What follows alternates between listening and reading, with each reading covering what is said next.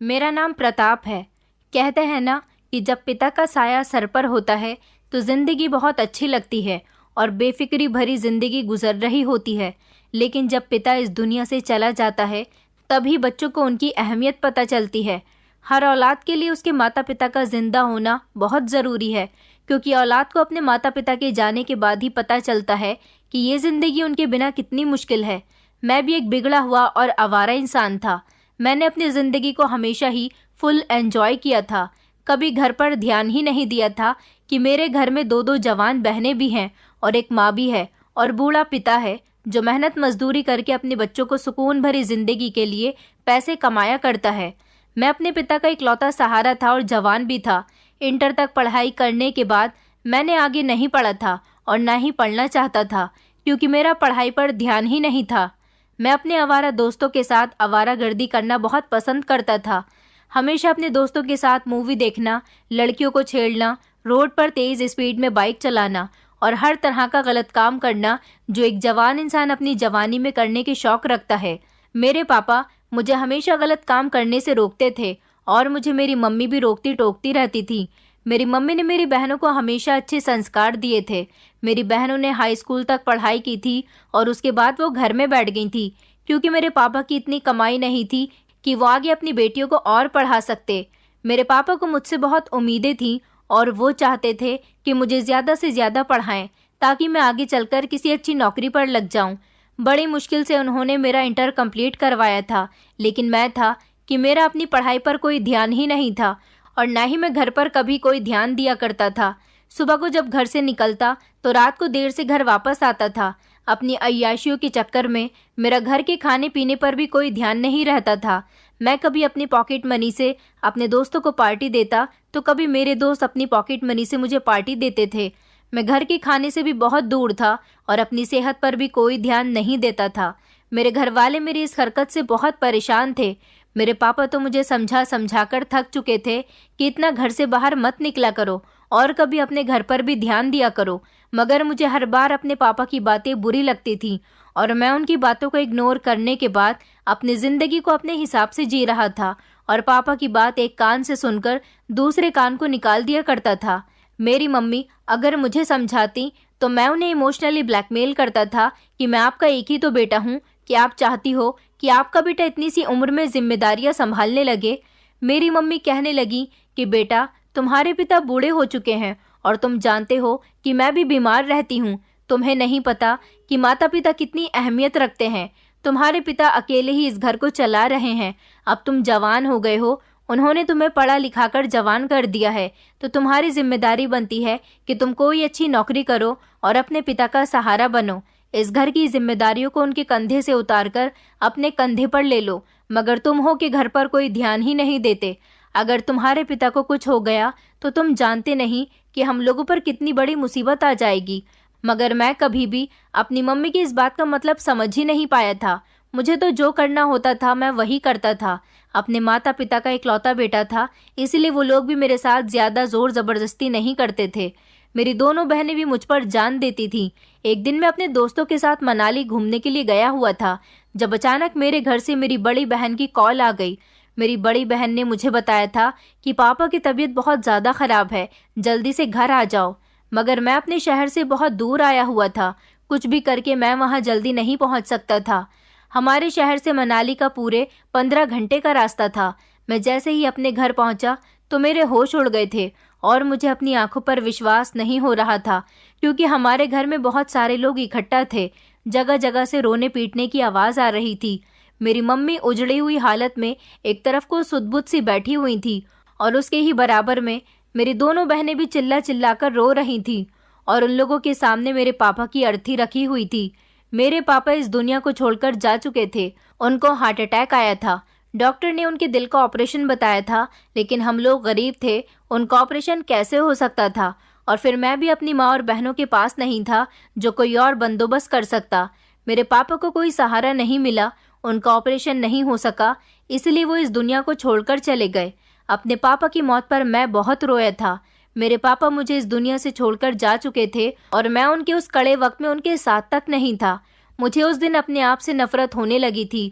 मेरी माँ विधवा हो चुकी थी, जबकि मेरी दोनों बहनें तड़प तड़प कर रो रही थी। मैं अपने पिता की चिता को आग दे चुका था। घर में बहुत सारी परेशानियां आ गई थी। खाने के लिए कुछ भी नहीं था। मेरी मम्मी और बहनें बहुत परेशान थीं। समझ नहीं आ रहा था कि क्या किया जाए। घर में जो थोड़े बहुत पैसे जुड़े हुए थे वो मेरे पापा के इलाज पर उठ चुके थे। पापा के मरने के बाद हम लोगों के पास कुछ भी नहीं बचा था। मेरे पापा कोई इतना बड़ा कारोबार भी नहीं करते थे जो उनके पास ढेर सारे पैसे होते, और उनकी ज़मीन जायदाद भी नहीं थी। ले देकर हम लोगों के पास यही एक छोटा सा घर था जो हमारा सहारा था, जिसमें हम अपनी ज़िंदगी गुजार रहे थे। मगर हमारी ज़िंदगी का चैन और सुकून तो पापा के मरने के बाद बिल्कुल ही ख़त्म हो गया था। मेरी माँ और बहनें पापा को याद करके रोती रहती थीं, जबकि मुझे भी अपने पापा की बेहद याद आती थी। अपने पापा की कही हुई हर वो बात याद आती थी जिनको मैं सुनकर अनसुनी कर दिया करता था। मेरे पापा हमेशा मुझसे कहते थे, बेटा मेरा सहारा बनो, मुझे तुम्हारे सहारे की ज़रूरत है। तुम जवान खून हो, जबकि मैं बूढ़ा हो चुका हूँ। मुझे तुम्हारे सहारे की बहुत ज़रूरत है। तुम्हारी दो दो जवान बहनें हैं, उनकी शादी भी करनी है। तुम्हारी माँ भी बीमार रहती है, उसका इलाज करके उसको ठीक भी करवाना है, और फिर एक दिन तुम्हारी भी शादी करनी है। इस सब के लिए हमारे पास पैसा कहाँ से आएगा? हम दोनों को मिलकर मेहनत करनी होगी। मगर मैंने अपने पापा की बात को कभी समझने की कोशिश ही नहीं की थी। वो मुझे पढ़ाना चाहते थे, जबकि मैं नहीं पढ़ सका था। और आज के ज़माने में इंटर किए हुए इंसान को आसानी से कोई नौकरी भी नहीं मिलती। जब मैं पढ़ाई किया करता था तब मुझे लगता था कि मैं काफ़ी पढ़ लिख चुका हूँ, लेकिन अब जब मैं नौकरी की तलाश में था तो मेरी ये पढ़ाई बहुत कम थी। मेरी कुछ समझ में नहीं आ रहा था कि मैं क्या करूं।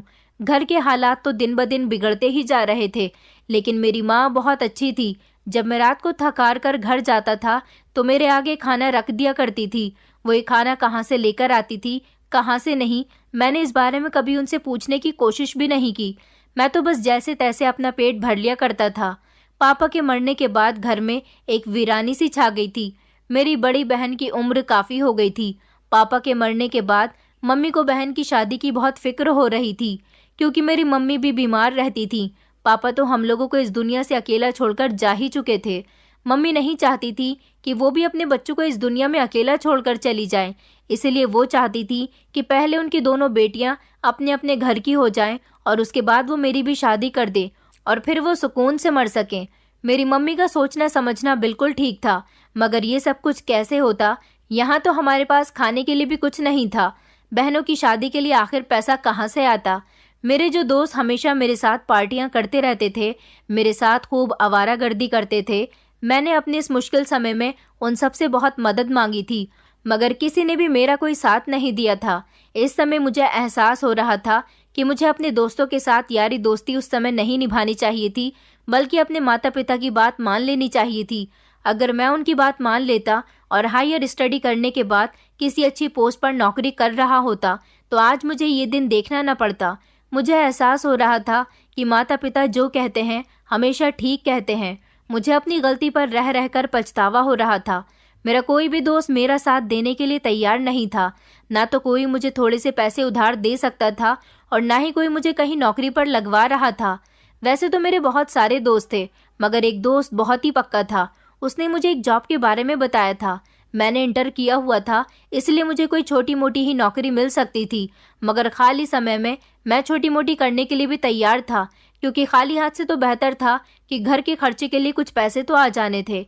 इसलिए अगले दिन मैं अपने दोस्त के बताए गए नौकरी वाले पते पर चला गया था।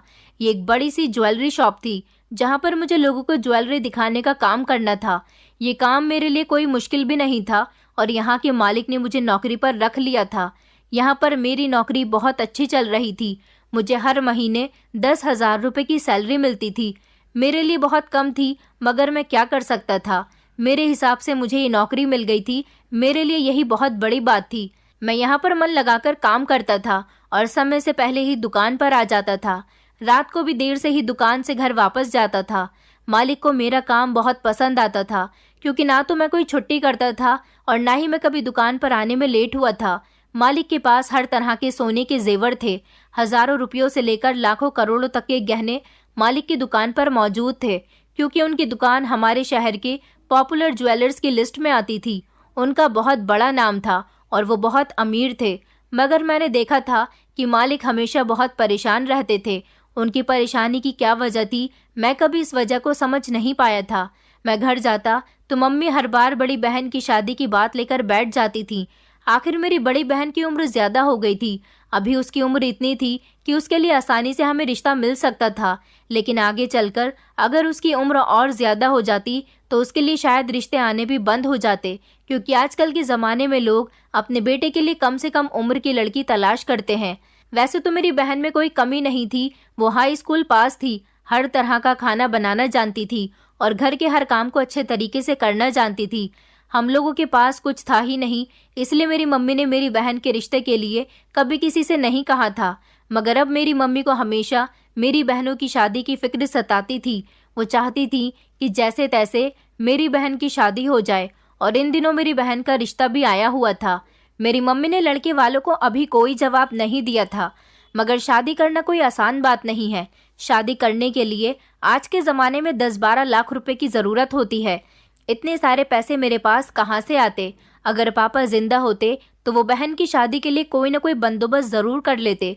मैं तो कुछ जानता भी नहीं था। ये 10-12 हज़ार रुपये वाली नौकरी भी मुझे बड़ी मुश्किल से मिली थी। भला मैं इतनी कम रकम कमाने वाला इंसान अपनी बहन की शादी कैसे कर सकता था? और फिर इसके बाद मेरी एक बहन और थी जो मुझसे 2 साल छोटी थी। मुझे उसकी भी शादी करनी थी। मुझसे मम्मी कहती थी कि तुमने अपने पापा के जिंदा होते हुए उनकी बात ना मानकर बहुत बड़ी गलती की है। अगर तुम हायर स्टडी कर चुके होते तो कोई अच्छी नौकरी कर रहे होते, ज्यादा नहीं तो कम से कम 70-80 हज़ार रुपये महीना तो कमा ही रहे होते। आज देखो हम लोग कैसे हालात से गुजर रहे हैं। मैं परेशान था और इसी परेशानी में सुबह के टाइम पर नाश्ता किए बिना ही घर से निकल गया था। मुझे ज्यादा नहीं तो कम से कम अपनी बहन की शादी के लिए 10 लाख रुपए की जरूरत तो थी ही।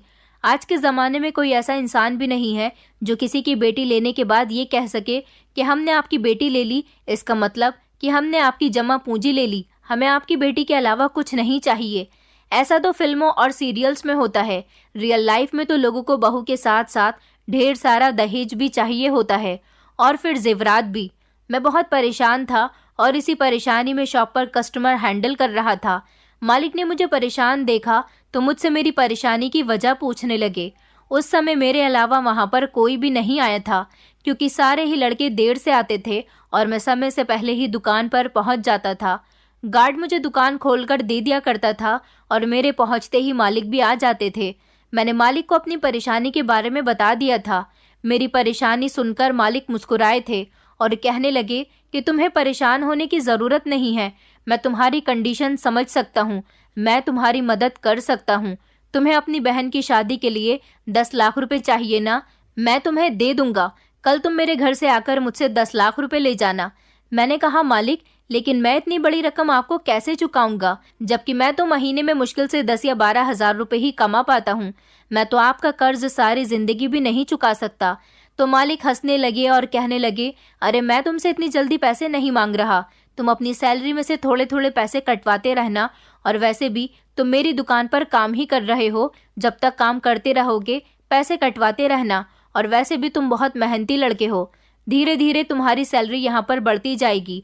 तुम आराम से अपनी बहन की शादी करो, आखिर तुम्हारे पिता भी तो इस दुनिया में नहीं है, अपनी माँ और बहनों के तुम ही तो इकलौता सहारा हो। मालिक की बात सुनकर मैं बेफिक्र हो गया था और बहुत खुश हुआ था। मैंने घर जाकर जब ये बात अपनी मम्मी को बताई तो मेरी मम्मी भी बहुत खुश हो गई थी। उन्होंने कहा कि तुम्हारा मालिक तो बहुत अच्छा इंसान है, तो फिर मैं लड़के वालों को हाँ बोल देती हूँ। मेरी मम्मी कहने लगी, लेकिन बेटा फिर भी मालिक से कहना कि वो तुमसे रकम लेने के लिए जल्दबाजी ना करे, क्योंकि तुम इतनी बड़ी रकम को थोड़ी थोड़ी करके ही कटवा सकते हो। अगर उन्होंने पूरी रकम हमसे अचानक कभी मांग ली तो हम लोग उन्हें इतने ढेर सारे पैसे कहाँ से ला कर देंगे। मैंने मम्मी से कहा कि आप बेफिक्र रहो, मैं मालिक से सारी बात कर चुका हूँ। उन्होंने मुझे कल 10 लाख रुपए लेने के लिए अपने घर बुलाया है। आप लड़के वालों को हाँ बोल दो और मैं जल्दी ही अपनी बहन की शादी करना चाहता हूँ। अगले दिन जब मैं मालिक के पास उनसे 10 लाख रुपए लेने के लिए गया तो उन्होंने मुझे पैसे दे दिए थे और कहा था कि तुम ये पैसे मुझे आराम से दे सकते हो, मुझे किसी तरह की कोई जल्दी नहीं है। मैं खुशी खुशी वो पैसे लेकर अपने घर आ गया था। मैंने जैसे ही पैसे अपनी माँ के हाथ पर लाकर रख दिए तो मेरी माँ बहुत खुश हो गई थी। उन्हें यकीन था कि भले ही उनका बेटा ये पैसे अपनी मेहनत से कमाकर नहीं लाया, लेकिन धीरे धीरे इन पैसों को अपनी मेहनत की कमाई से चुकता ज़रूर कर देगा। मेरी बहन का रिश्ता तय हो गया था। जल्दी ही मैं अपनी बहन की शादी कर देना चाहता था, इसलिए लड़के वालों को हमने 2 महीने का समय दिया था और इन 2 महीने में मैंने अपनी बहन की शादी कर दी थी और उसे विदा कर दिया था। अब मेरी छोटी बहन रह गई थी। मेरी छोटी बहन कहती थी कि वो अभी 1-2 साल तक शादी नहीं करेगी और वैसे भी पहले मैं इन पैसों का कर्ज चुका देना चाहता था। मैंने सोच लिया था कि जैसे ही मैं मालिक के आधे पैसे चुका दूंगा, फिर मैं उनसे दोबारा से थोड़ा और कर्ज ले लूंगा और इस तरह अपनी दूसरी बहन की भी शादी कर दूंगा। मैं खुश था कि मेरी बहन की शादी हो गई थी। आज मुझे अपने ऊपर गर्व महसूस हो रहा था कि मैंने अपनी बहन की शादी कर दी। आज मेरे पापा जिंदा होते तो बहुत खुश होते। इसी तरह 3 महीने गुजर गए थे। 3 महीने में मैं हर बार 2 या 3 हजार रुपये मालिक से कटवा दिया करता था। जब थोड़ा और समय गुजर गया तो मालिक ने मुझे पर्सनली अपने घर बुलाया था। मैं मालिक की बात सुनकर चौंक गया था। उन्होंने कहा था कि रात को तुम फ्री टाइम पर मेरे घर आना। आज उन्होंने मुझे दुकान से भी जल्दी घर भेज दिया था और मैं अपने घर से खाना खाने के बाद जब फ्री हुआ तो मालिक के घर की तरफ चला गया था। मैं जब मालिक के पास गया तो उन्होंने मुझे बैठने के लिए कहा और मेरी बहुत खातिर की थी। मालिक कहने लगे कि मुझे मेरे पैसे चाहिए। मालिक की बात सुनकर मेरे पैरों तले से जमीन निकल गई थी कि आखिर वो कौन से पैसों की बात कर रहे थे। कहीं वो 10 लाख रुपए की तो बात नहीं कर रहे थे। मैंने मालिक से कहा कि आप किन पैसों की बात कर रहे हो? तो वो हंसते हुए कहने लगे, अरे तुम 10 लाख रुपए को भूल गए क्या, जिनमें से तुम अभी मुश्किल से 10,000 रुपए भी मुझे ठीक से नहीं दे पाए हो। मुझे मेरे 10 लाख रुपए चाहिए। मालिक की बात सुनकर मेरे होश उड़ गए थे। मैंने उनसे कहा, मालिक आप ये कैसी बातें कर रहे हो? आपने तो मुझे ये कहकर पैसे दिए थे कि आपको पैसों की अभी कोई जल्दी नहीं है और आप हर महीने मेरी सैलरी से पैसे थोड़े थोड़े करके काट लिया करोगे, तो फिर आज आप ये कैसी बातें कर रहे हो? मालिक कहने लगे कि मैं बिल्कुल ठीक कह रहा हूँ। अगर तुमने मेरे पैसे मुझे वापस नहीं दिए तो मैं तुम्हें पुलिस के हवाले कर दूंगा और तुम जानते नहीं कि मेरी पहुँच कहाँ तक है। मालिक ने मुझे एक वीडियो दिखाया था जिसमें मैं मालिक के ही घर पर उनके हाथों से 10 लाख रुपए की रकम पकड़ रहा था। ये सब देखकर तो मेरे होश उड़ गए थे और मुझे डर लगने लगा था कि आखिर मालिक मेरे साथ ऐसा क्यों कर रहे हैं। मैंने मालिक के आगे हाथ जोड़ लिए और कहने लगा कि मालिक प्लीज आप मेरे साथ ऐसा मत करो, मैं आपके पैसे आपको वापस दे दूंगा। आप कहेंगे तो मैं सारी रात और सारा दिन आपकी दुकान को अकेले भी संभाल लूंगा, मगर भगवान के लिए आप मेरे साथ ऐसा मत करो। मैं आखिर इतने ज्यादा पैसे आपको कहाँ से ला कर दूंगा? जितने भी पैसे आपने मुझे दिए थे वो मेरी बहन की शादी में खर्च हो गए। मेरे पास अब कोई पैसा नहीं है। मालिक कहने लगे, अच्छा ठीक है, तुम्हारे पास इस समय पैसे नहीं हैं तो कोई बात नहीं, लेकिन मुझे तो मेरे पैसे चाहिए। अगर तुम चाहते हो कि मैं तुम्हें दिए हुए पैसों को भूल जाऊं तो फिर तुम्हें मेरा एक काम करना होगा। बताओ, मेरा काम करोगे? मालिक की बात सुनकर मैंने बिना कुछ सोचे समझे ही उन्हें हाँ कह दिया था। फिर मैंने उनसे कहा कि कैसा काम? मालिक ने मुझसे कहा कि मुझे तुम्हारे डॉक्यूमेंट्स चाहिए। मैं मालिक की बात सुनकर दंग रह गया था कि आखिर वो मेरे डॉक्यूमेंट्स का क्या करते। तो उन्होंने मुझे बताया कि मैं तुम्हें यूरोप भेजना चाहता हूँ, तुम्हारा पासपोर्ट बनवाना चाहता हूँ ताकि तुम यूरोप जा सको। मालिक की बात सुनकर मुझे बड़ी हैरानी हुई थी कि आखिर वो मुझे इतनी दूर जाने के लिए क्यों कह रहे हैं। मैंने चौंकते हुए कहा कि मालिक मुझे वहां जाकर क्या करना होगा? तो वो कहने लगे कि ये सब मैं तुम्हें बता दूंगा, बस तुम 10-15 दिन तक का इंतजार करो, तुम्हें सब कुछ पता चल जाएगा।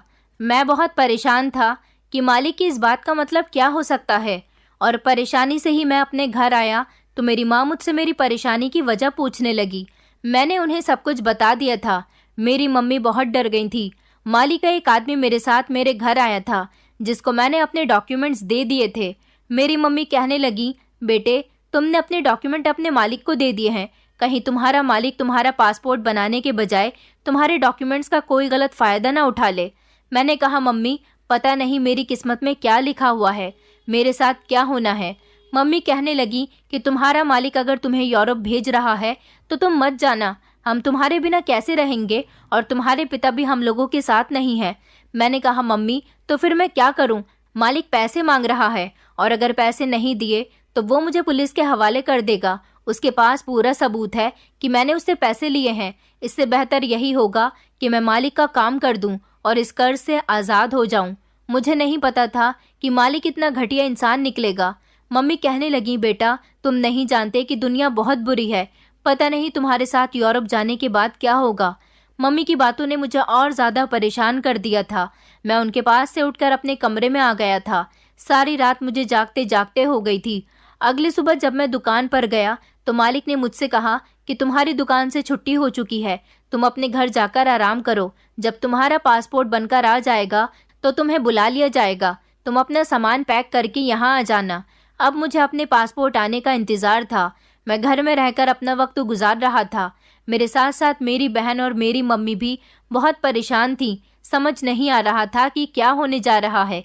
एक दिन मालिक की मेरे पास कॉल आई और उन्होंने मुझसे कहा था कि तुम अपना सामान पैक करो, तुम्हारा पासपोर्ट बनकर आ गया है और जल्द से जल्द मेरे घर पर आ जाओ। मैंने अपने थोड़े से कपड़े रख लिए थे। मैंने अपनी मम्मी को कहा था कि वो मेरी बहन को लेकर नानी के घर चली जाएं। अब वो यहाँ अकेली रहेंगी तो परेशान हो जाएंगी। मेरी मम्मी का मन नहीं कर रहा था कि वो मुझे यूरोप जाने दें, लेकिन हम लोग मालिक के हाथों मजबूर हो चुके थे और कोई रास्ता भी नहीं था। मेरे कहने के मुताबिक मेरी मम्मी और बहन घर में ताला डालकर नानी के यहाँ रहने के लिए चली गई थी और मैं मालिक के पास आ गया था। मालिक ने मुझे बताया था कि उनकी एक जवान बेटी थी जिसको उन्होंने कम उम्र में ही यूरोप पढ़ने के लिए भेज दिया था। वो वहाँ पर पढ़ाई करते करते यूरोपियन लड़के के इश्क में पड़ गई थी और उसने उसके साथ शादी करने का फैसला कर लिया था। उसने ये बात अपने पिता को फ़ोन करके बताई थी कि वो उस लड़के से शादी करना चाहती है, लेकिन मालिक इस बात के सख्त खिलाफ थे। वो अपनी बेटी की शादी उस लड़के के साथ नहीं करना चाहते थे, बल्कि उन्होंने अपनी बेटी से कहा था कि वो उसे लेने के लिए आ रहे हैं, मगर उनकी बेटी ने साफ इनकार कर दिया और वो जहाँ पर पढ़ती थी, जिस हॉस्टल में रहती थी, वहाँ से एक दिन अचानक गायब हो गई। उनकी बेटी कहाँ चली गई उन्हें ये बात पता नहीं चली। वो कई बार यूरोप अपनी बेटी को तलाश करने के लिए गए। जहाँ पर वो पढ़ती थी उस पूरे कॉलेज में उन्होंने ढूंढ लिया, मगर कई बार यूरोप जाने के बावजूद भी उन्हें उनकी बेटी कहीं नहीं मिली थी। मालिक ने मुझसे कहा कि तुम्हारा काम सिर्फ इतना ही होगा कि यूरोप जाने के बाद तुम्हें मेरी बेटी को गली गली सड़क सड़क तलाश करना होगा। मुझे यकीन है कि तुम जब सड़कों पर फिरोगे तो तुम्हें कहीं ना कहीं मेरी बेटी ज़रूर मिल जाएगी और जैसे ही तुम्हें मेरी बेटी मिले तुम्हें फ़ौरन उसे मेरे पास लेकर आना है। मैं अपनी बेटी के लिए तड़प रहा हूँ। मैं अपनी बेटी से मिलना चाहता हूँ, मगर वो मुझसे कोई कांटेक्ट ही नहीं कर रही। मालिक ने मुझे अपनी बेटी का फ़ोटो दिखा दिया था और अपनी बेटी की बाकी इन्फॉर्मेशन भी मुझे दे दी थी। मालिक ने मुझसे कहा था कि अगर तुमने मेरा ये काम नहीं किया और या फिर कहीं भागने की कोशिश की तो तुम जानते हो कि इस शहर में तुम्हारी माँ और तुम्हारी बहन भी रहती है। मैं उनके साथ कुछ भी कर सकता हूँ, इसलिए कभी मेरे साथ होशियारी करने के बारे में सोचना भी नहीं। मालिक ने मुझे यूरोप भेज दिया था। खर्चे के लिए कुछ पैसे भी दे दिए थे और एक मोबाइल दिया था जिससे मैं सिर्फ मालिक से ही कांटेक्ट कर सकता था। उन्होंने मुझसे कहा था कि तुम अपनी फैमिली से भी कोई कांटेक्ट नहीं कर सकते। मैं यूरोप आ गया था और यहाँ पर हर जगह मालिक की बेटी को तलाश कर रहा था। यूरोप के लोग बिल्कुल अलग होते हैं। यहाँ पर इंडिया के लोगों की पहचान अच्छी तरीके से की जा सकती थी, मगर मुझे मालिक की बेटी कहीं भी नहीं मिल रही थी। मैं यहाँ सड़कों पर अकेला फिर रहा था। मेरे हाथ में मोबाइल था। मुझे अपनी मम्मी और बहनों की बहुत याद आ रही थी। मैं चाहकर भी उनसे बात नहीं कर सकता था क्योंकि मालिक ने मुझे मेरी फैमिली से बात करने के लिए सख्त मना किया हुआ था। मेरी समझ नहीं आ रहा था कि मैं क्या करूं। मेरे पास इतने पैसे थे कि मैं अपना खर्च आराम से कर सकता था। मुझे फिक्र हो रही थी अपनी मम्मी और अपनी बहन की कि वो लोग नानी के घर पर कैसे अपने दिन काट रही होंगी, क्योंकि मेरे नाना नानी तो जिंदा नहीं थे। घर में मामा मामी ही थे और उनका नेचर भी अच्छा नहीं था। मैं जानता था कि वहाँ पर मेरी बहन और मेरी मम्मी को बहुत जलील किया जा रहा होगा। मैं अपनी मम्मी को कुछ पैसे भेजना चाह रहा था, इसलिए मुझे पैसों की बहुत ज़रूरत थी। अगर मालिक से पैसे ले लेता तो और उनका कर्जदार हो जाता। इसलिए सोच रहा था कि मैं यहाँ पर कोई काम कर लूँ जिससे मेरे पास पैसे आएँ और मैं किसी तरह मालिक को ये पैसे दे दूँ और उनसे कहूँ कि ये पैसे मेरी मम्मी को दे देना। मगर मुझे तो नौकरी भी इतनी आसानी से नहीं मिल सकती थी। जब मुझे अपने ही शहर में ढंग की नौकरी नहीं मिली तो यहाँ विदेश में कैसे मिल सकती थी। मैं सड़कों पर मारा मारा फिर रहा था। हर जगह हर किसी के घर पर मेरी नज़र थी। घर के दरवाज़ों को मैं गौर गौर से देखता था कि कहीं से निकलती हुई या आती हुई मुझे मालिक की बेटी मिल जाए तो मैं उनको उनकी बेटी सौंप दूं और इस काम से आज़ाद हो जाऊं। मगर कई दिन हो गए थे, मालिक की बेटी मुझे कहीं नहीं मिल रही थी। सारे दिन मालिक की बेटी को तलाश करने के बाद मैं एक सड़क पर ही लेट जाता था। वैसे तो मेरे पास रहने के लिए कमरा भी था, लेकिन मेरी नज़रें मालिक की बेटी को तलाश कर रही थी। मुझे लगता था कि कहीं मालिक की बेटी रात के समय सड़क पर आती होगी तो शायद मैं उसे रात के समय ही ढूंढ लूं। इसलिए मैं कहीं भी किसी भी सड़क पर रात के समय लेट जाता था। 3 दिन से मैं एक ही सड़क के किनारे थक हार कर लेट रहा था, क्योंकि यहाँ पर एक अजीब सा सुकून था। एक दिन मुझे मालिक की बेटी नजर आ ही गई थी, लेकिन ये देखकर मैं दंग रह गया था कि उसके साथ एक बूढ़ा आदमी मौजूद था। मैं मालिक की बेटी के करीब जाने की कोशिश कर रहा था, मगर वो कहीं पर अचानक से गायब हो गई थी। अगले दिन फिर से वो मुझे एक शॉपिंग मॉल में मिली थी, लेकिन जैसे ही मैं उसके करीब गया तो वो बूढ़ा आदमी उसका हाथ पकड़कर खड़ा हो गया, तो मैं पीछे हट गया। थोड़ी ही देर गुजरी थी कि बूढ़ा आदमी किसी से फोन पर बातों में बिजी हो गया। जब मैं मौका देखकर मालिक की बेटी के पास गया और उससे कहने लगा कि मुझे तुमसे कुछ बात करनी है। मेरी बात सुनकर वो समझ गई थी कि मैं इंडियन हूँ, इसलिए वो कहने लगी कि आप इंडिया से आए हो। मैंने कहा हाँ, मैं तुम्हें लेने के लिए आया हूँ। तो उसने कहा कि यहाँ से चले जाओ, अगर इस आदमी ने तुम्हें देख लिया तो तुम्हारी जान को खतरा हो सकता है। उसने मेरे हाथ में कार्ड थमाया और खुद वहां से चली गई। शायद वो समझ गई थी कि मैं उसे लेने के लिए आया हूँ, या फिर उसे मेरी मदद की जरूरत थी। इस कार्ड पर एड्रेस लिखा हुआ था और मोबाइल नंबर भी था, लेकिन इस लड़की के साथ ये बूढ़ा आदमी कौन था और ये इस बूढ़े आदमी से इतना डर क्यों रही थी, जबकि ये कोई रिश्तेदार भी नहीं हो सकता, क्योंकि अगर कोई रिश्तेदार होता तो मालिक आसानी से अपनी बेटी को तलाश कर सकता था। मुझे इस एड्रेस पर जैसे तैसे जाना था, लेकिन पहले मुझे इस लड़की से फोन पर बात करनी थी। मालिक ने मुझे वैसे भी अपना मोबाइल सिर्फ खुद से ही बात करने के लिए दिया था, लेकिन मेरे पास अपना पर्सनल कोई मोबाइल नहीं था, इसलिए मैंने इस नंबर से ही मालिक की बेटी को कॉल की। उसने मेरी कॉल बहुत देर के बाद रिसीव की थी। वो खामोशी से फोन पर कहने लगी कि मैं बहुत बड़ी मुश्किल में फंस गई हूँ, प्लीज मुझे बचा लो। मैं जानती हूँ कि तुम इंडियन हो, मैं काफी दिनों से तुम्हें देख रही हूँ और तुमसे कांटेक्ट करने की कोशिश कर रही हूँ। फिर मैंने उसे बताया कि मैं तुम्हें पहले से जानता हूँ और तुम्हारे पापा ने ही मुझे तुम्हें लेने के लिए भेजा है।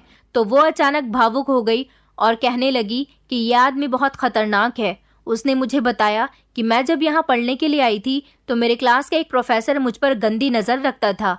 मैं इस आदमी से बचने की बहुत कोशिश करती थी। इसी दौरान मुझे अपने कॉलेज के एक लड़के से प्यार हो गया था। हम दोनों एक दूसरे से बहुत प्यार करते थे। मैंने ये बात जब पापा को बताई कि मैं इस लड़के से शादी करना चाहती हूँ, तो पापा ने मुझे सख्ती से मना कर दिया था कि तुम उस लड़के के साथ शादी नहीं करोगी। अगर तुमने शादी करने के बारे में सोचा भी तो मैं तुम्हारी पढ़ाई बंद करवा दूंगा। मैं इस लड़के से बहुत प्यार करती थी और पापा को मनाने की कोशिश कर रही थी। इसी दौरान कॉलेज के प्रोफेसर ने मुझे किडनैप करवा लिया। ये आदमी मेरा प्रोफेसर है। जब इसको पता चला कि मैं यहाँ पर अकेली पढ़ने के लिए आई हूँ तो इसने मेरा फायदा उठाया और मुझे अपने घर में किडनैप करके रख लिया। यह हर रात मेरी इज्जत खराब करता है। इसने मेरे सारे डॉक्यूमेंट्स भी अपने कब्जे में ले लिए हैं ताकि मैं यहाँ से कहीं भाग न सकूं, और मैं यहाँ पर ज्यादा किसी को जानती भी नहीं हूँ। मैंने कई बार अपने बॉयफ्रेंड से कांटेक्ट करने की कोशिश की, लेकिन मेरे बॉयफ्रेंड ने मुझे बचाने से साफ इनकार कर दिया था, जबकि उसको मैंने बताया कि प्रोफेसर ने मुझे किडनैप कर लिया है और वो मेरी इज्जत खराब कर चुका है। तो मेरे बॉयफ्रेंड ने साफ मना कर दिया कि मैं अब उसके काबिल नहीं रही हूँ, इसलिए वो मेरी कोई मदद नहीं करना चाहता। मैं अपने पापा से मदद भी नहीं मांग सकती थी क्योंकि मेरे पापा मुझसे बहुत नाराज थे। मेरे पास किसी से कांटेक्ट करने के लिए मोबाइल भी नहीं था, इसलिए मैंने घर के एक नौकर का मोबाइल चोरी किया। यहाँ का कोई भी इंसान मेरी मदद नहीं कर सकता था। मेरे प्रोफेसर का इस दुनिया में कोई नहीं है। इसने मुझे अपनी पत्नी बनाकर यहाँ पर रखा हुआ है और ये अच्छी तरह से जानता है कि मेरे सारे डॉक्यूमेंट इसके पास हैं, तो मैं भाग भी नहीं सकती। इसलिए मुझे कभी घर से बाहर लेकर चला जाता है, लेकिन मेरी मदद करने वाला कोई नहीं है। मैंने कई बार तुम्हें देखा, तुम मुझे इंडिया के लगे थे, इसलिए मैं काफी दिनों से तुम्हारी तलाश में थी कि किसी तरह से मेरी तुमसे बात हो जाए। तुम ही हो जो मेरी मदद कर सकते हो। लेकिन देखो भगवान का करिश्मा कि भगवान ने तुम्हें यहाँ पर मेरी मदद करने के लिए ही भेजा है। मैंने उससे कहा, हाँ मुझे तुम्हारे पापा ने भेजा है, लेकिन मैं तुम्हें यहाँ से कैसे निकालूं? तुम्हारे डॉक्यूमेंट्स भी नहीं है और तुम्हारे पापा का कहना है कि किसी भी तरह मैं तुम्हें इंडिया पहुँचा दूं। वो लड़की कहने लगी कि इस समय प्रोफेसर बेहोशी की दवाई खाकर सो रहा है।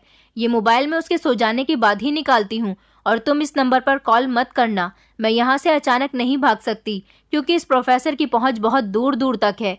ये मुझे कहीं से भी पकड़वा लेगा। तुम यहाँ आ जाओ और किसी भी तरह इस प्रोफेसर का भरोसा जीत लो। तुम किसी तरह इस प्रोफेसर के घर तक आ जाओ, उसके बाद मैं तुम्हें बताती हूँ कि क्या करना है। और अब मैं फ़ोन रख रही हूँ। ये बहुत खतरनाक आदमी है। ये मेरे ऊपर बहुत अत्याचार कर चुका है। हर रोज़ मेरी इज्जत के साथ खिलवाड़ करता है और मुझे इसने अपने घर में कैद करके इसलिए रखा हुआ है क्योंकि जब मैं कॉलेज में पढ़ती थी तो उसको मैं बहुत पसंद आ गई थी। उसने सारी जिंदगी कभी शादी नहीं की, लेकिन जब उसका दिल मेरे ऊपर आ गया तो उसने मुझे अपनी ख्वाहिश बना लिया और मेरे अकेलेपन का फायदा उठाकर मुझे किडनैप कर लिया। मुझे इससे आज़ादी चाहिए, कुछ भी करके मुझे यहाँ से निकाल लो प्लीज़। उस लड़की ने ये कहकर कॉल कट कर दी थी। मैंने सोचा था कि मालिक बहुत बड़ा आदमी है, ज़रूर उसके घर में ढेर सारे नौकर होंगे, वो मुझे भी कोई ना कोई काम अपने घर में ही दे देगा। मैं नौकरी मांगने के लिए उसके पास जाऊंगा। मैं जब प्रोफेसर के घर गया तो वो अपने गार्डन में बैठा हुआ था। मैं उसके सामने गया और मैंने कहा कि सर, मुझे नौकरी चाहिए, मैं बहुत गरीब इंसान हूँ और इंडिया से आया हूँ, प्लीज़ मुझे अपने घर में कोई काम दे दो। आप जो काम दोगे मैं उसको खुशी खुशी कर लूँगा। उसने मुझसे कहा कि तुम क्या काम कर लेते हो, हमारे यहाँ हमें शेफ़ की ज़रूरत है।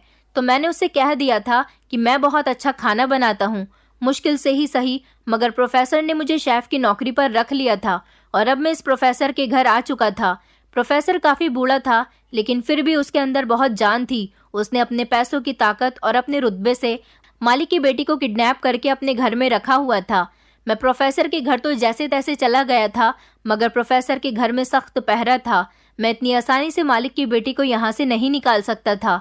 मालिक की बेटी ने कहा कि भागने से पहले मुझे अपने डॉक्यूमेंट की ज़रूरत है, मुझे जैसे तैसे करके अपने डॉक्यूमेंट्स चाहिए ताकि मेरे भागने में आसानी हो सके। मेरे अपने सारे डॉक्यूमेंट्स तो मेरे पास ही थे, ज़रूरत थी तो सिर्फ मालिक के बेटी के डॉक्यूमेंट्स की, और उसे ये नहीं पता था कि प्रोफेसर ने उसके डॉक्यूमेंट्स कहाँ छुपाए हैं। कई दिन इसी तरह से गुजर गए थे। प्रोफेसर के घर पर मैं शेफ़ की नौकरी करता था। मुझे खाना बनाना तो नहीं आता था, मगर मैं यूट्यूब से देख देख कर खाना बना लिया करता था और थोड़ा बहुत खाना बनाना मालिक की बेटी से भी आता था, इसलिए वो प्रोफेसर से छुपकर मुझे खाना बनाना बता दिया करती थी। कई दिन हो गए थे हमें मालिक की बेटी के डॉक्यूमेंट ढूंढते हुए, मगर कहीं पर भी डॉक्यूमेंट्स नहीं मिल रहे थे। मुझे प्रोफेसर के घर नौकरी करते हुए 1 महीना हो गया था। प्रोफेसर ने कहा था कि मैं तुम्हें सैलरी देना चाहता हूँ। वो मुझे अपने साथ अपने कमरे में ले गया था। जब उसने अपनी अलमारी की तिजोरी खोली तो उसमें अचानक मेरी नज़र उसकी तिजोरी पर गई थी, जहाँ पर उसके ढेर सारे पैसे रखे हुए थे और पास ही में बहुत सारे डॉक्यूमेंट की एक फ़ाइल थी। मेरा अंदाज़ा था कि शायद ये डॉक्यूमेंट की फ़ाइल मालिक की बेटी की हो सकती है। मैं उस समय तो खामोश रहा था और अपनी सैलरी के पैसे लेकर वापस अपने फ्लैट पर आ गया था। अगले दिन जब मैं प्रोफेसर के घर गया तो मैंने मालिक की बेटी को बताया था कि वो डॉक्यूमेंट तुम्हारे ही हो सकते हैं। ये सिर्फ मेरा एक अंदाज़ा था, मैं श्योर नहीं था। हो सकता है कि वो कागजात किसी और चीज़ के भी हों, लेकिन एक बार ट्राई करने में क्या जा रहा था। मालिक की बेटी कहने लगी, तो फिर हम लोग एक काम करते हैं, आज रात खाने में तुम नींद की दवाई मिला दो, प्रोफेसर सो जाएगा और फिर हम लोग उसके कमरे से तिजोरी की चाबी लेकर तिजोरी खोल लेंगे और मेरे डॉक्यूमेंट चेक कर लेंगे। अगर डॉक्यूमेंट्स ठीक निकले तो हम लोग आज रात ही यहाँ से रवाना हो जाएंगे। मालिक की बेटी का प्लान मुझे ठीक लगा था। मैंने आज खाने में नींद की दवाई मिला दी थी और रात के टाइम पर जब प्रोफेसर ने खाना खाया तो वो गहरी नींद में 1 घंटे के बाद ही सो चुका था। हम लोगों ने जल्दी से तिजोरी खोली और जब डॉक्यूमेंट चेक किए तो हम लोगों की जान में जान आ गई थी, क्योंकि डॉक्यूमेंट मालिक की बेटी के ही थे। अब परेशानी ये थी कि बाहर बहुत सख्त पहरा था, बहुत सारे सिक्योरिटी गार्ड्स थे। हम यहाँ से कैसे भाग सकते थे? कुछ समझ ही नहीं आ रहा था कि क्या किया जाए, और आज रात हमारे पास बहुत अच्छा मौका था यहाँ से भागने का। फिर मालिक की बेटी ने मुझे एक प्लान बताया। उसने कहा कि मालिक तो सो रहा है, मैं घर में शोर मचाऊंगी, चोर चोर। शोर की आवाज़ सुनकर जब सारे गार्ड्स अंदर आएंगे तब हम लोग यहाँ से बाहर भाग जाएंगे। ये प्लान हमारे लिए सक्सेसफुल साबित होने वाला था। इसलिए मालिक की बेटी ने सबसे पहले एक बड़े से शीशे की जार को ज़मीन पर देकर मार दिया ताकि शीशा टूटने की आवाज़ आ सके और गार्ड्स को लगे कि रात के 1 बजे घर में कोई चोर घुस आया है। जब मालिक की बेटी ज़ोर ज़ोर से चिल्लाने लगी कि बचाओ बचाओ चोर चोर, तो शोर की आवाज़ सुनकर सारे गार्ड्स घर के अंदर आ गए थे और इस तरह से मुझे और मालिक की बेटी को भागने का मौका मिल गया था। हम दोनों घर से भाग चुके थे और इस तरह हम लोग एयरपोर्ट पहुंचने में कामयाब रहे थे। फ्लाइट भी 1 घंटे के बाद की ही थी। जैसे तैसे हमने 1 घंटे एयरपोर्ट पर फ्लाइट के आने का इंतज़ार किया था। हमारे डॉक्यूमेंट्स हमारे पास थे, इस तरह हम वहां से भागने में कामयाब निकले थे। हम इंडिया पहुंच गए और मैंने मालिक की बेटी का हाथ मालिक के हाथ में दे दिया था। ये सब कुछ मैंने अपनी जान पर खेल कर किया था। प्रोफेसर बहुत खतरनाक आदमी था। प्रोफेसर मालिक की बेटी की इज्जत के साथ कई बार खिलवाड़ कर चुका था। मालिक की बेटी उससे तंग आ गई थी, इसलिए वो वहां से भागना चाहती थी। मैं मालिक की बेटी को उस आदमी से बचाकर ले आया था। इस खुशी में उसने मेरा कर्ज माफ कर दिया था। लेकिन ये बड़े लोग बड़े ही अजीब होते हैं, गरीबों का किस तरह से फायदा उठाते हैं। अगर मेरी जान पर मुसीबत आ जाती तो मेरी माँ और बहन का क्या होता। मैं शर्मिंदगी से मुंह लटकाता हुआ अपने घर आ गया था और अपनी माँ को नानी के घर से बुला लिया था। मेरी माँ और बहन ने नानी के घर बड़े ही परेशानी भरे दिन गुजारे थे, क्योंकि वहाँ पर मेरी मामा मामी का बिहेवियर उनके साथ बिल्कुल भी अच्छा नहीं था। इस तरह जिंदगी पहले की तरह ही गुजर रही थी। अब मेरे पास ना तो पैसे थे और ना ही कोई नौकरी थी। मेरी माँ ने कह दिया था कि अब चाहे जैसे भी हो हमें किसी से कोई कर्ज नहीं लेना। जिंदगी अगर भूखा रहकर गुजर रही है तो ऐसे ही गुजरती रहेगी, मगर वो अपने बेटे को किसी मुसीबत में नहीं डालेगी। और मैंने भी सोच लिया था कि मैं अब कोई ऐसा वैसा काम नहीं करूंगा जिससे मैं अब किसी से कोई एहसान नहीं लूंगा जिसकी कीमत मुझे इतनी बड़ी चुकानी पड़े। दिन इसी तरह से गुजरते जा रहे थे जब एक दिन हमारे घर के दरवाजे पर दस्तक हुई। मेरी माँ ने जब दरवाजा खोला तो ये देखकर मैं और मेरी माँ के होश उड़ गए थे कि दरवाजे पर मालिक और उसकी बेटी थी।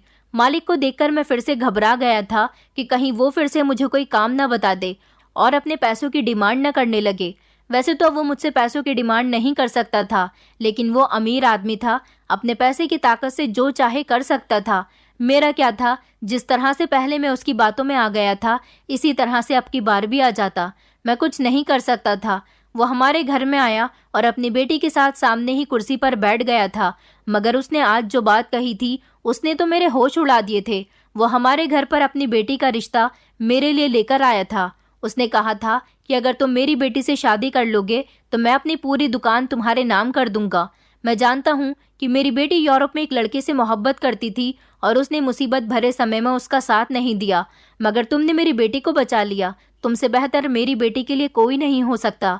हाँ, मेरी बेटी को शायद कोई एक्सेप्ट भी नहीं कर पाएगा, क्योंकि प्रोफेसर कई बार मेरी बेटी के साथ गलत कर चुका है। मैं एक अमीर इंसान हूँ, लेकिन मुझसे भी अमीर वो प्रोफेसर है जिसका मैं कुछ नहीं बिगाड़ सकता। आज मैं तुम्हारे आगे हाथ जोड़ता हूँ और कहता हूँ कि मैंने तुम्हारे साथ जो भी किया उसके लिए मुझे माफ कर दो। मेरी बेटी को अपना लो। तुम्हारी सारी जिंदगी बहुत आराम से गुजरेगी। तुम्हें कुछ करने की जरूरत भी नहीं होगी। मेरे पास जितना भी सोना है तुम सब रख लो और मैं अपनी दुकान का मालिक भी तुम्हें बना देता हूँ, क्योंकि मेरे पास सबसे कीमती चीज मेरी बेटी है। तुम मेरी बेटी को अपना लोगे तो तुम्हारी जिंदगी भी संवर जाएगी। मैंने जैसे तैसे अपनी माँ की तरफ देखा। मेरी माँ मुझे इनकार करते हुए सर हिला रही थी, क्योंकि एक बार मैं मालिक की बातों में बुरी तरह से फंस गया था। अब मैं दोबारा उसका एहसान लेकर फिर से किसी मुसीबत में नहीं पड़ना चाहता था, इसलिए मैंने इस रिश्ते से साफ इनकार कर दिया। तो मालिक कहने लगा कि मैं जानता हूँ कि तुम्हें मेरी बात पर भरोसा नहीं होगा, इसलिए मैं अपनी दुकान के कागजात लेकर आया हूँ। मेरी जितनी भी जायदाद है मैं सब कुछ तुम्हारे नाम कर रहा हूँ। मालिक ने इस समय मेरी आंखों के सामने उन पेपर्स पर अपने साइन कर दिए थे और वह पेपर्स मुझे दे दिए। ये देखकर मेरी आंखें फटी की फटी रह गई थी। अब मेरे पास इनकार करने की कोई वजह नहीं थी, क्योंकि कानूनी तौर पर वो इतना सब कुछ मेरे नाम कर चुका था। इस तरह से मेरी शादी मालिक की बेटी के साथ हो गई और मेरी जिंदगी पूरी तरह से बदल गई। अब मैंने अपनी छोटी बहन की शादी भी खूब धूमधाम से की है और मैं अपनी माँ के साथ एक बड़े से बंगले में रह रहा हूँ। मेरी जिंदगी अपनी पत्नी के साथ बहुत अच्छी गुजर रही है। दोस्तों, उम्मीद करती हूँ आपको हमारी कहानी पसंद आई होगी। कहानी पसंद आई है तो वीडियो को लाइक करें, चैनल पर नए हैं तो चैनल को सब्सक्राइब करें और हाँ, नोटिफिकेशन बेल को जरूर दबाएं ताकि अगली अपडेट सबसे पहले आपको मिले।